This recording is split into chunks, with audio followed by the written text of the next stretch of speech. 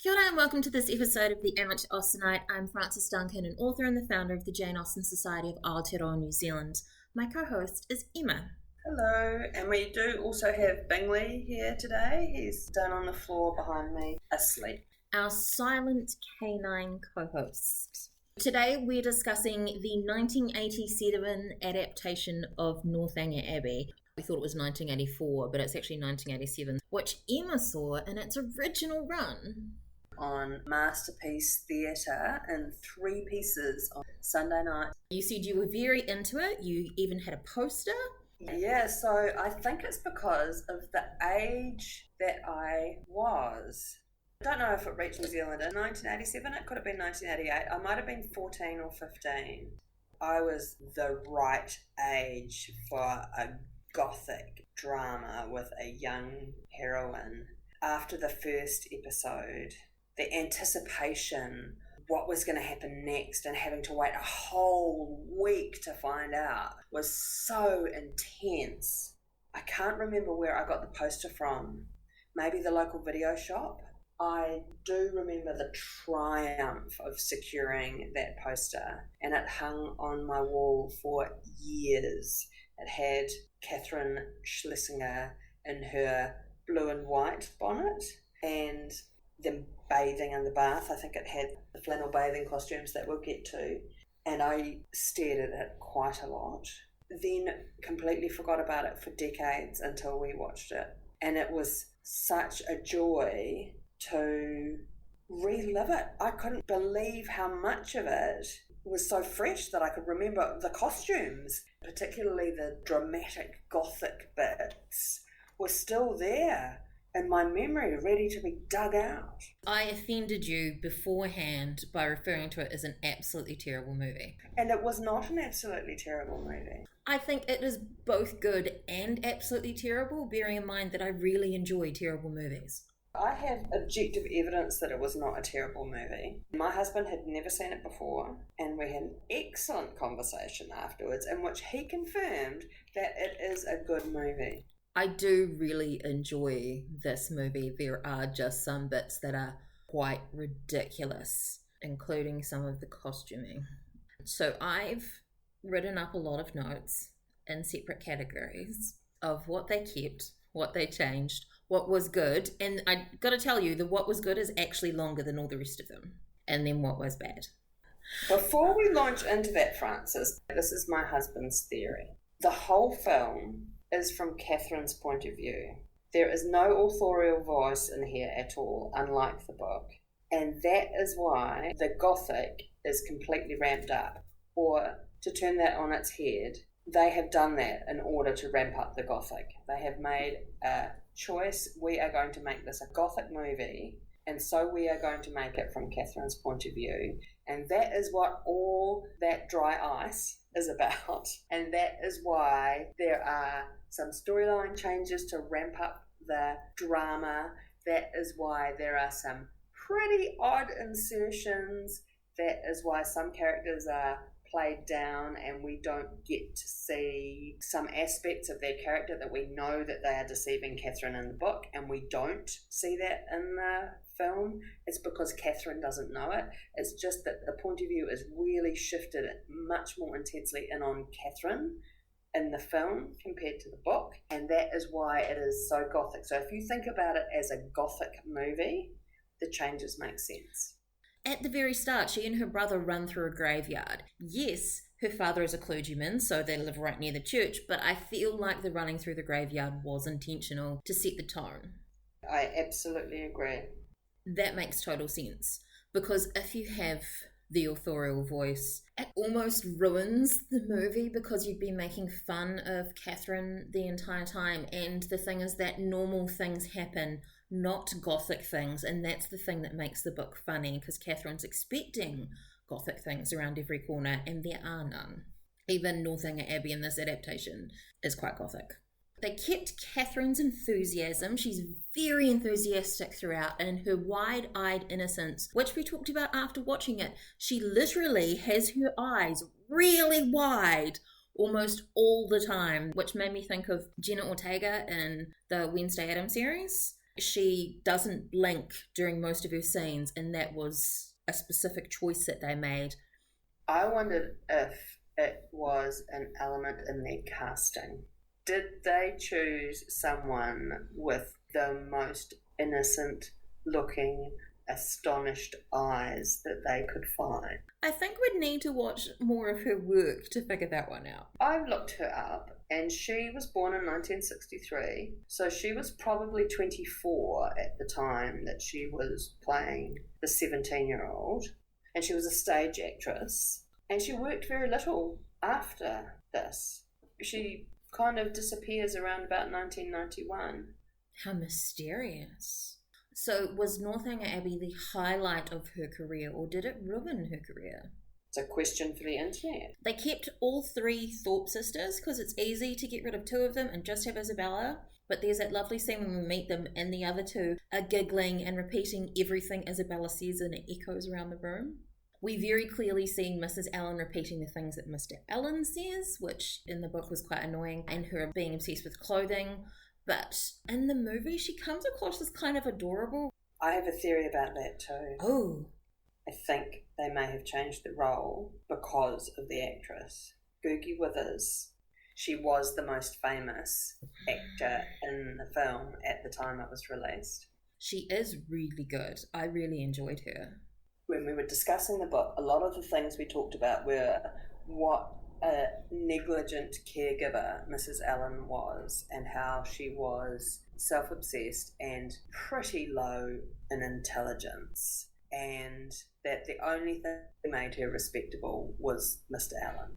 And that is not the case with the Mrs. Allen we see in this film. She's just a different character. And you can see why Catherine would want to hang out with her. There's real affection between her and Catherine. She's a much kinder, more attentive person.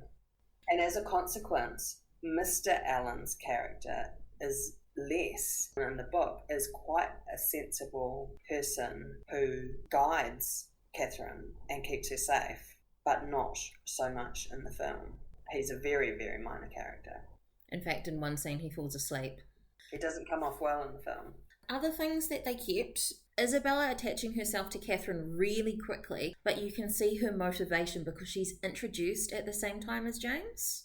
The general being overly into Catherine, seeming like he's almost like into her for himself, that was very there.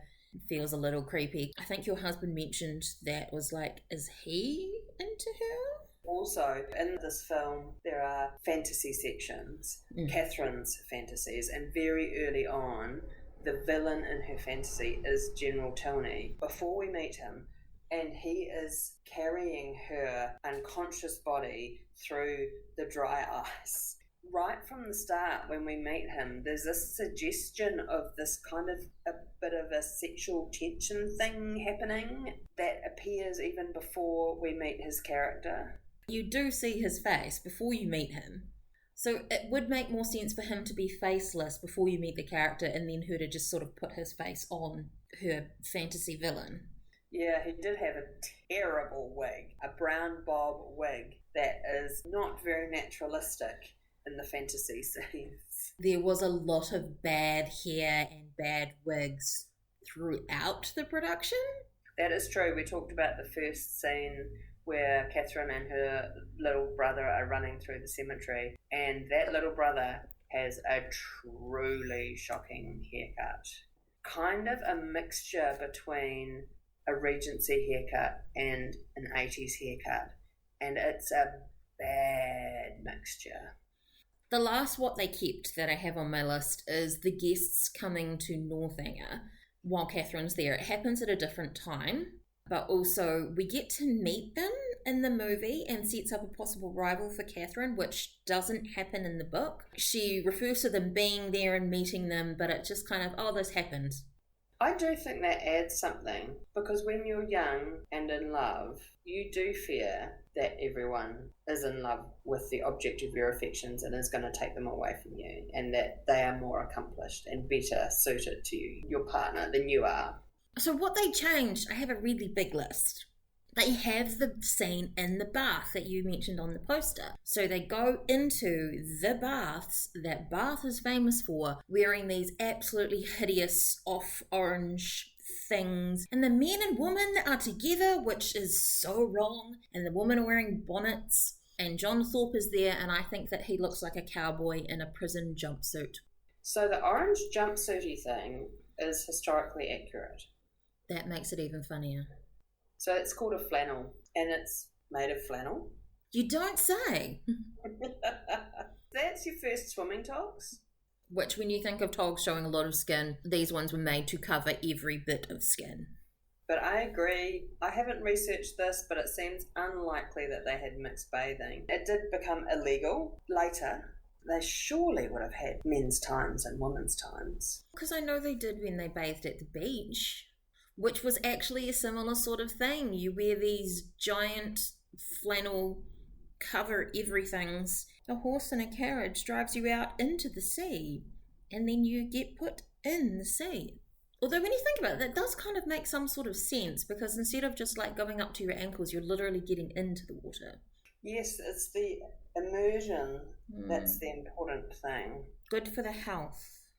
Prescribed how many minutes you would spend in the sea, and those dippers, the people who would hold you in their arms and dip you into the sea, the doctors would even prescribe how many minutes or how many seconds the dipper would hold you in the sea for and then lift you up, and how many times you were to be immersed in the sea. The Thorpes I thought were really easy to see through right away. That's different from the book. I couldn't see through the Thorpes right away in the book, and I liked that they made it really clear that you could easily see through them. I think that was possibly a time issue. This adaptation absolutely cracked along. So this is only, is it 89 minutes long? The writing was incredibly economical, particularly when you consider they inserted the fantasy scenes. Every line mattered. They used a lot of costume and cinematography to get messages across that were in the text rather than using lines of dialogue. Like Isabella Thorpe, you knew what Isabella Thorpe was about within 10 seconds based on her simpering and her costume. She only had to say once. I wouldn't for all the world for you to know that she was insincere. Because, yeah, deciding someone is your best friend when you've known them for 2 minutes. Mr. Tilney introduces himself instead of Mr. King introducing him, and we see Miss Tilney almost immediately as well. He is immediately taken with Catherine, giving her the glad eye, and that is why he goes and introduces himself. And that fits in with this "it's all from Catherine's point of view" theory, because that is historically implausible. It would be very inappropriate to introduce yourself to a woman or talk to a woman when you have not been introduced. When we get to talking about the newer one, they reuse this. There's actually 2 things very significant that I recall that they reuse. They don't do the scene where they run into the Thorpes in the pump room. James introduces them. So it's not a, oh, you happen to know my brother thing. Again, I think all of this is to save It's a time time. thing. But then they add a carriage race. That is just downright funny. It ramps up the drama. The dramatic music that perhaps he's stealing away with Catherine. Let's talk about music. Oh, okay. All right. I think that might be in my what's bad list, but let's do it. Oh, okay. We'll save it for them because that's in my what's bad list too. Isabella comes into Catherine's bedroom to tell her about the engagement, and it happens so quickly, even though they've just met. But I do really like the way they've done that scene. She does this thing with her eyes and she's like, oh, I wish I deserved him. And you can tell that she's acting. It's perfect. Catherine can't see it, but the audience can. She's a really good actor. She's really the one good. who plays Isabella. One thing I really liked that they changed, kind of a major plot point change, they made the general a gambler, so he had a reason to want money. And Eleanor actually tells Catherine this before she gets kicked out of Northanger Abbey, and he thinks that the Thorpes and Catherine were working together to ruin the family. Like, that whole thing works so well, particularly because We're like, why would you be trying to marry people for money when you already have money? I'm in two minds about that. It makes perfect narrative sense. And I can understand why, to an audience in 1987, you might want to make things make sense. But you do lose something over the nonsense of a family who are already rich and consequential. His pride and bombast, and we are too good for anything but a rich wife, compared to Henry's view that that's not necessary. It does actually tell you something about the general's character. The other thing that they tell you that is not known during the novel is about Miss Tilney's attachment to the future Earl, and that General Tilney has separated them because he doesn't have money at that point. Jane Austen's making a joke of it by putting it in the last chapter, or second to last chapter. But for someone who wants a more cohesive story, it makes sense to build in that storyline about Eleanor earlier. As to the drama, there's been a tragic love affair. It certainly explains in part why Miss Tilney is so lonely and sad and subdued. She's a lovely actor too. Everybody else is high drama and she is not, which I think works really well. Gambling and the separation of the lovers, that all the changes are ramping up the drama. The general starts chasing her before he knows she has money, which I thought was weird. Mr. Tilney tells him that she'll have $400 a year, and I'm like, is that just based off what James is getting a year? What we actually know in the book is that she has £3,000, which is only £150 a year. I think that's probably producer's mathematics. And he doesn't need his father's permission to marry in this one, nor is he a clergyman, which I feel like was one of the reasons that Catherine kind of liked him, because her dad's a clergyman. Am I correct in thinking that Mr. Morland is also not shown as a clergyman? They do have the scene by the church, but we don't see that he is a clergyman. I think they made a decision, no clergy. It's not sexy in 1987. Is it sexy now? I think that's a pretty resounding no, Frances. We don't have the scene where John Thorpe is dissing books, therefore we don't get the comparison with Mr. Tilney when he's like, no, books are great. Also, Catherine doesn't dance with Mr. Thorpe at all. He does do the thing where he comes up and talks to her and is like, hey, I thought we were going to dance. And she's like, well, you didn't ask me. And then he buggers off to talk to the general. And we do get Mr. Tilney's observations on marriage. The timeline is so condensed that it seems like in the movie that she's met the Tilneys a week before she goes to stay with them at Northanger.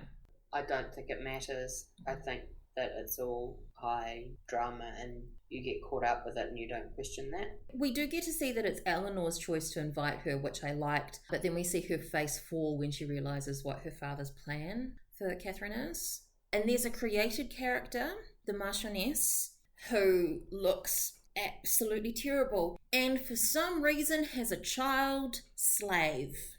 Why? So, again, drama.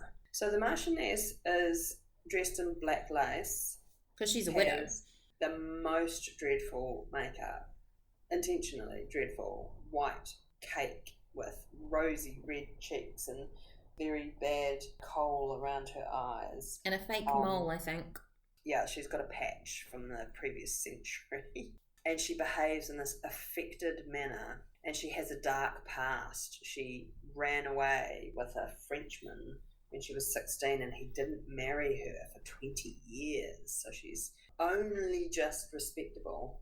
It's a little hard to justify her existence in a film that is so condensed. She brings the news to Northanger that Catherine is not rich, but it's easily done by letter. And she gambles with the general. That's how he's been led astray. Did you not think that the Viscountess de Wimpole in Persuasion had some connections back to this Marchioness? Just the portrayal in the adaptations, as in the Amanda Root adaptation of Persuasion. She doesn't seem very smart or with it, or why would you actually want to hang out with her except for the fact that she's titled?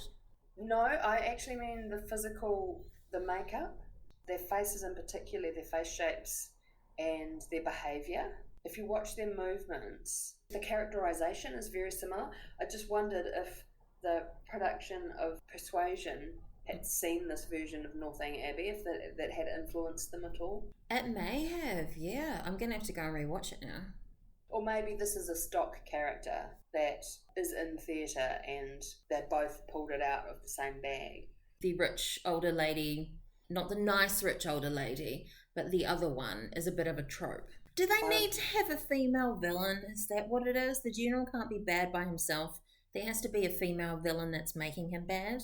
It's got to have been an active decision. The slave boy, again, historically accurate.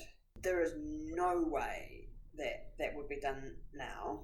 I think probably, again, to just add to the unfamiliarity of this world to Catherine, that is completely beyond Catherine's experience of how life should be and kind of repellent.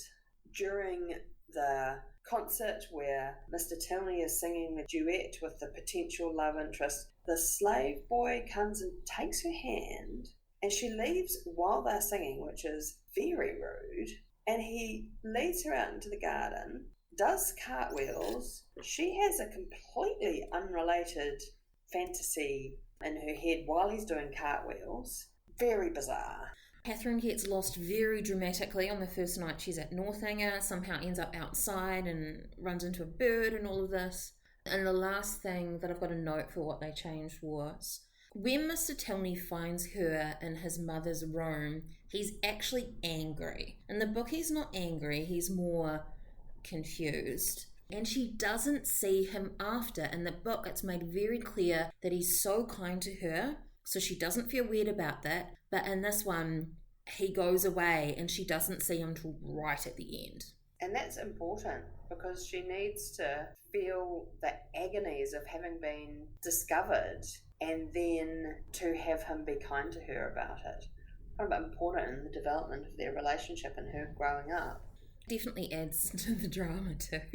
Now I'm on to what was good. I have mentioned some of these already. We already talked about the Ellen's care for Catherine. It's filmed in Bath, always a good thing. John Thorpe seems real creepy, and he looks like he wants to rip Catherine's clothes off, but he still somehow looks like a clown. Isabella also somehow looks like a clown and quite trashy. The Thorpes, so good. Mrs. Ellen, I think, looks like a bride when she meets Mrs. Thorpe, who is appropriately inferior. You can clearly see the Thorpe's intentions, and Catherine says that she's like the Ellen's child to John Thorpe. And I mentioned that Isabella looking for her effect when she talks about the engagement.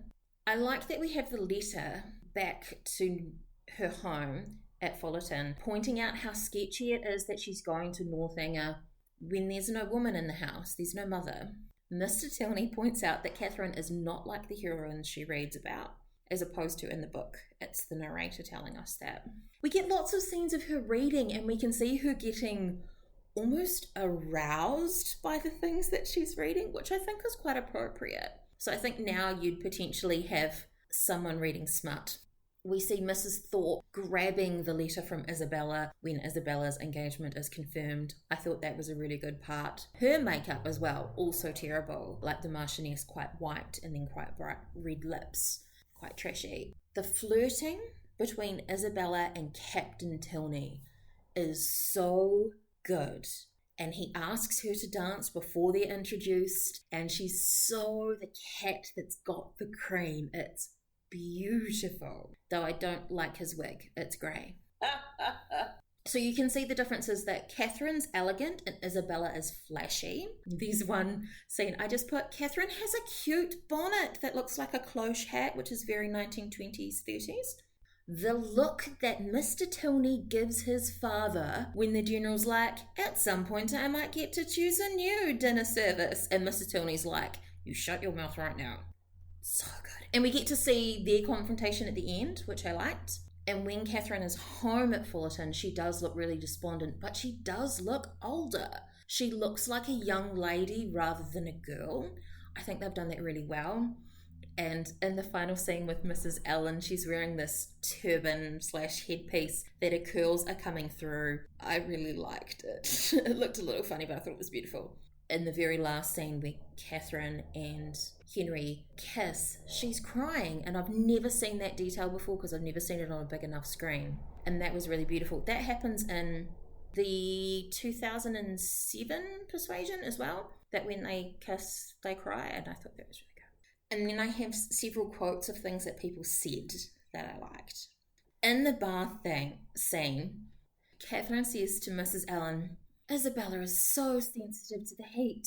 And Mrs. Allen says something to the meaning of, "Well, she does wear as little as possible." Yes. When Catherine races to the Tilney's house to say, "I didn't mean to counsel on you, I still want to go for a walk," Mr. Tilney says, "If I were invited, I would accept immediately." And Eleanor's like, "You are invited." And he says, "I accept immediately." So cute. When they get to Northanger, the general is fiddling with this weird gold globe thingy which serves no purpose, and a room which appears to serve no purpose. And he says, "Nothing in this room pretends to be more than for comfort and convenience." That was very amusing. However, I do have to tell you that that item does serve a purpose. Does it? It's for teaching you about the movement of the planets. Why would you have it in a public room, not in a schoolroom? Because they're really expensive. And the last line, which I'm pretty sure is stolen from a Jane Austen letter, I haven't looked it up though, when Mr. Tilney comes to Catherine to rescue her, see her, I don't know. He says, "Since you left us, the white rose bush has died of grief." That's interesting that it might come from a letter, because if it does, then it is probably not sarcasm, but hyperbole. Because that's the sort of thing that Austen would write in her letters. Yeah, it sounds it. Acting on the whole was good. What did you think about, so Peter Firth is the actor who plays Mr. Tilney. He was 34. He was 10 years older than the actor playing Catherine, and he looks it. And he was a child star, apparently. Really? And he's continued to work in TV and film. He's still working regularly, and it's odd that I haven't recognised him since, because I have definitely seen films that he has been in since. He's been in some big films. How do we feel about him? Do we think he was good? I think he was a really different character from the book, so it's a bit hard to actually judge, because I'm like, if he was trying to be the Mr. Tilney from the book, he was not good.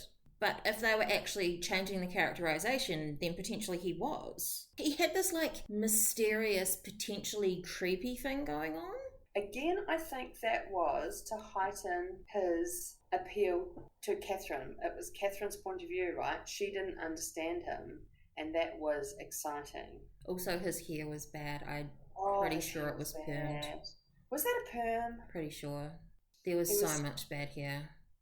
So there was a terrible bit where Captain Tilney wished him luck in securing Catherine, and the implication was that both of them had gone around seducing young women in the past, and that Mr. Tilney had been very successful and that he didn't need any help and that he would do just fine with Catherine. That talk made it appear that he and Captain Tilney were both bad guys, and that was uncomfortable. Yeah, it totally was. That he had this dark past and he was a seducer.